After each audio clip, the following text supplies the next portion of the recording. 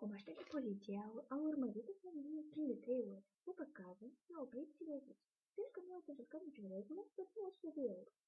Șoferul spune bucuros: "Ce bine, în sfârșit o să-mi cumpăr permis de conducere." Apoi spune soției: "Nu atrageți atenția la el, pentru că nu știe ce spune." Apoi se aude o bătrânică care spune: "Dar eu v-am spus că cu mașina curată nu ajungem departe."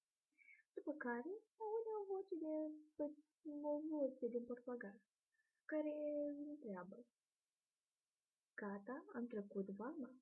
A doilea bancă: "Se întâlnesc 2 pe 5 pe drum." Și unul spune: "Băi, îmbutește-mă, ai de păcire luna că nu înțeleg." Al doilea spune: "Nu știu, băi, eu nu sunt în cartierul ăsta."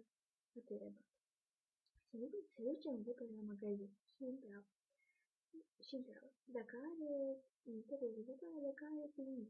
Nu? Vânzătoare spune că nu.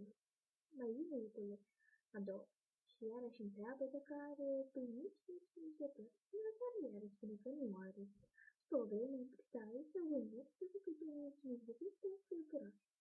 Și vine iepurașul și întreabă dacă are pâinici și mâncători. La care vânzătoarea bucuroasă răspunde că are. Apoi iepurașul spune: "Ha, ia să